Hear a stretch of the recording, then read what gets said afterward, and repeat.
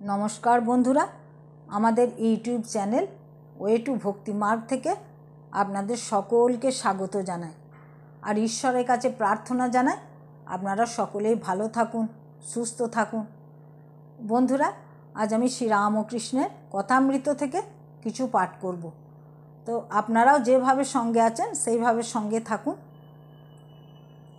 আজকের বিষয় কেশবের বাড়ি গমন ও নববৃন্দাবন দর্শন।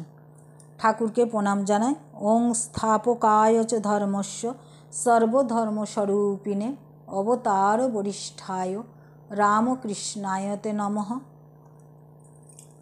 ওম তব কথামৃতম তপ্ত জীবনম কবিভিরীরিতম কলমশাপহম শ্রবণমঙ্গলম শ্রীমদাততম ভুবি গৃণন্তি যে ভূরিদা জনঃ।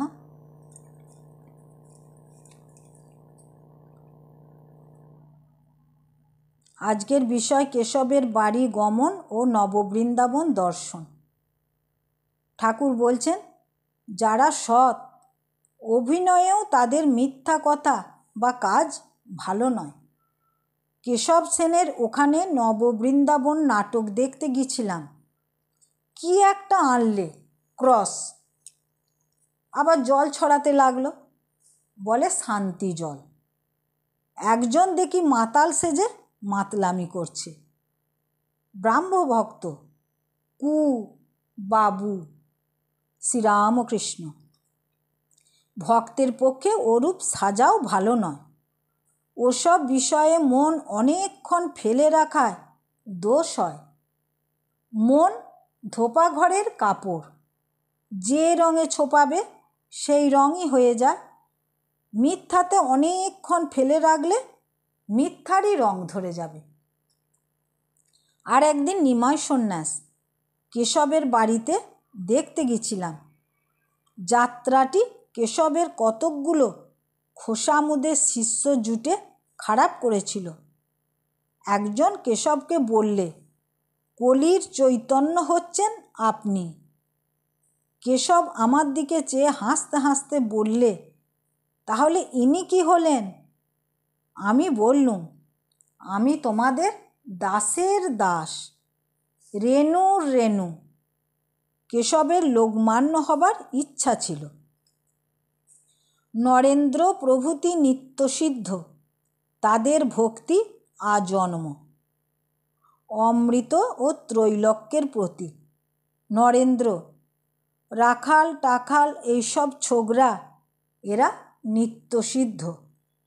এরা জন্মে ঈশ্বরের ভক্ত। অনেকের সাধ্য সাধনা করে একটু ভক্তি হয়, এদের কিন্তু আজন্ম ঈশ্বরে ভালোবাসা। যেন পাতাল ফোঁড়া শিব, বসানো শিব নয়। নিত্যসিদ্ধ একটি থাক আলাদা। সব পাখির ঠোঁট বাঁকা নয়। এরা কখনো সংসারে আসক্ত হয় না, যেমন প্রহ্লাদ। সাধারণ লোক সাধন করে, ঈশ্বরে ভক্তিও করে, আবার সংসারেও আসক্ত হয়। কামিনী কাঞ্চনে মুগ্ধ হয়। মাছি যেমন ফুলে বসে, সন্দেশে বসে, আবার বিষ্ঠাতেও বসে, সকলে স্তব্ধ হয়ে আছেন। নিত্যসিদ্ধ যেমন মৌমাছি, কেবল ফুলের উপর বসে মধু পান করে। নিত্যসিদ্ধ হরিরস পান করে, বিষয় রসের দিকে যায় না।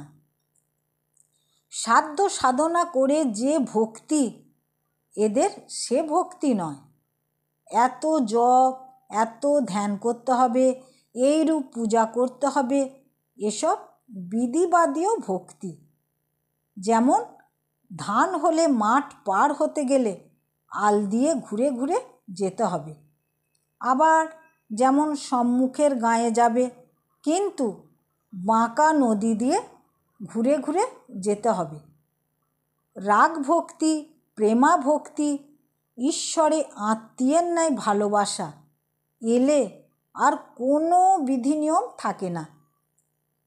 তখন ধান কাটা মাঠ যেমন পার হওয়া, আল দিয়ে যেতে হয় না, সোজা একদিকে গেলেই হয়। বন্যে এলে আর বাঁকা নদী দিয়ে ঘুরে ঘুরে যেতে হয় না।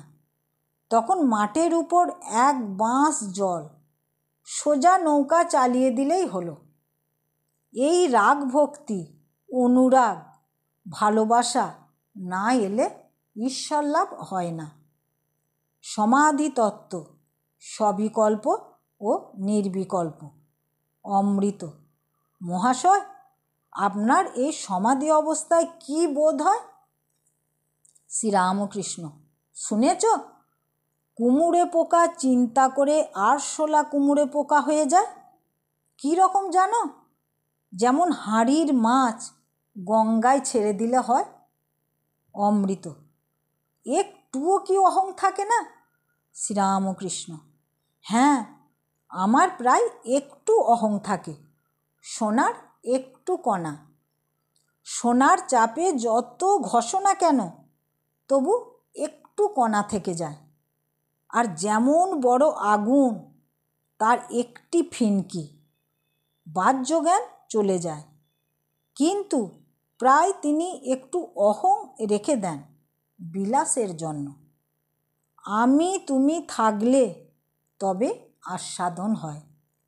কখনো কখনো সে আমিটুকুও তিনি পুঁছে ফেলেন। এর নাম জড় সমাধি, নির্বিকল্প সমাধি। তখন কি অবস্থা হয় মুখে বলা যায় না। নুনের পুতুল সমুদ্র মাপতে গিয়েছিল, একটু নেমেই গলে গেল, তদাকার কারিত। তখন কে আর উপরে এসে সংবাদ দেবে যে সমুদ্র কত গভীর? আজ এই পর্যন্ত। ওং স্থাপকায় চ ধর্মস্য সর্বধর্মস্বরূপিণে অবতার বরিষ্ঠায় রামকৃষ্ণায় নমঃ। তো বন্ধুরা, আপনাদের কাছে একটি ছোট্ট পরিবেশনা অনুরোধ করছি। আমাদের এই ছোট্ট পরিবেশনা যদি আপনাদের ভালো লাগে, তাহলে আমার এই ছোট্ট চ্যানেলটিকে দয়া করে সাবস্ক্রাইব করবেন, ভিডিওগুলিকে লাইক ও কমেন্ট করবেন।